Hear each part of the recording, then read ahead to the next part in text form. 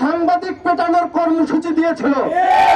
গণমাধ্যম কর্মীদের উপর হামলা করা হয়েছে, কখনো মেনে নেওয়া যায় না।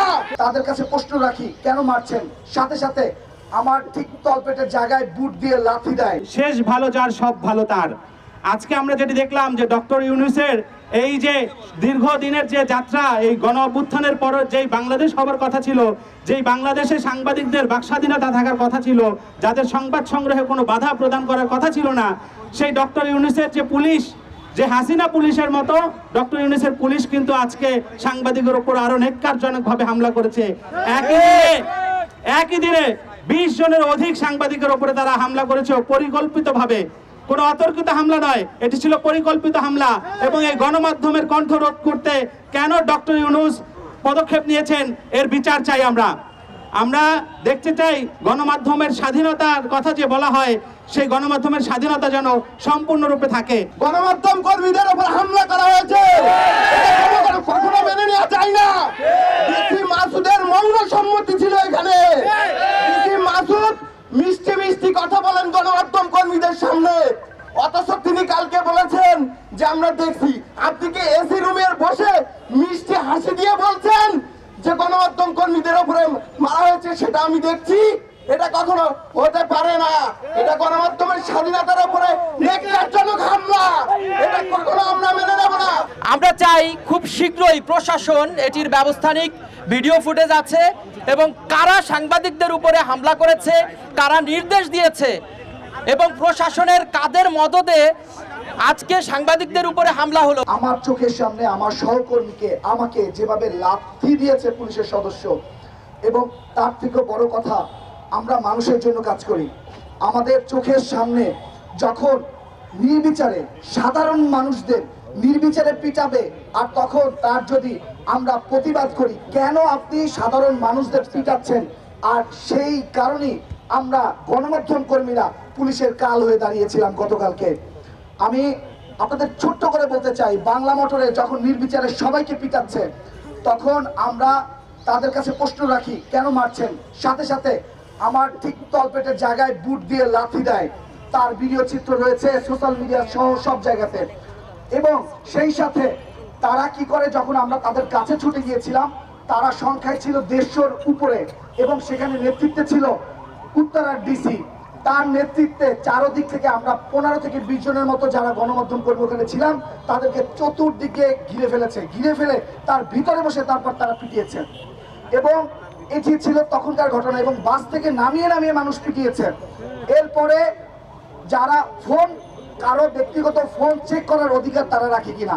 আমার কথা হচ্ছে, যদি কেউ অন্যায় করে থাকে, যদি আন্দোলনও করে থাকে, তাকে আইনের আওতায় নিয়ে আসেন, তারপরে তার যে শাস্তি হয়। কিন্তু আপনারা নির্বিচারে কাউকে আঘাত করতে পারেন কিনা, এই রায় পুলিশের আছে কিনা। সাংবাদিক পেটানোর কর্মসূচি দিয়েছিল।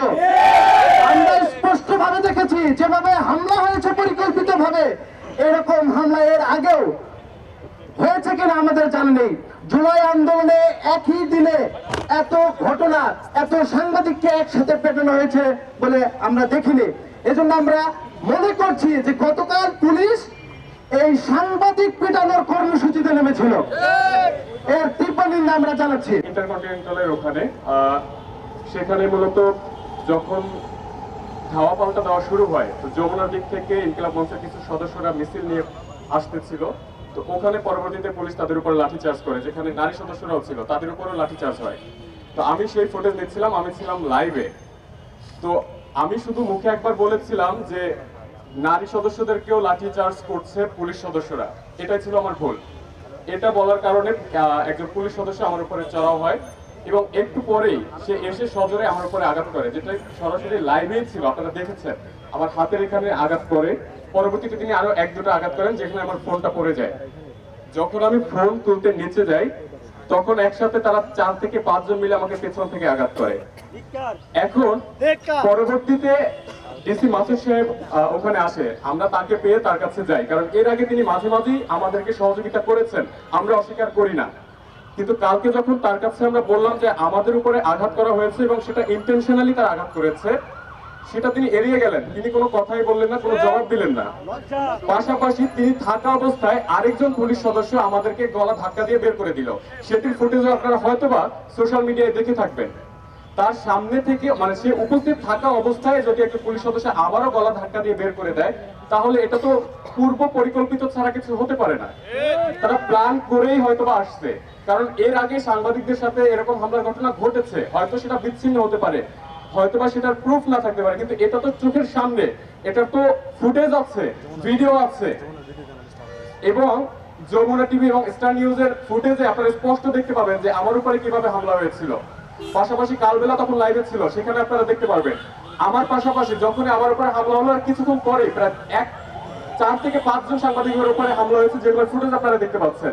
ভাই, আমরা গণমাধ্যম কর্মী, আমাদের মিথ্যে বলার সুযোগ নাই, আমাদের সবকিছু রেকর্ড হয় এবং সোশ্যাল মিডিয়া সেটা দেখতে পাচ্ছেন।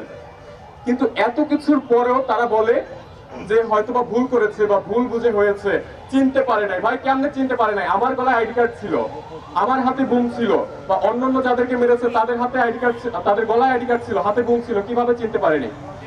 তারা হচ্ছে দুঃখ প্রকাশ করে। ভাই, আমি দুঃখ প্রকাশ ধুয়ে পানি খাবো? আমার হাতে ইনজুর্ড হয়েছে, আমি ব্যথা পেয়েছি, আমার শরীরে জ্বর, আমি আপনার দুঃখ প্রকাশ দিয়ে কি করব? এর আগেও তারা মানে যতবারই গণমাধ্যমের উপরে তারা এই ধরনের ঘটনা ঘটায়, দুঃখ প্রকাশ কিংবা ছোট একটা বিবৃতির মাধ্যমে দায় এড়িয়ে যায়। এটা দিয়ে আমরা করবোটা কি?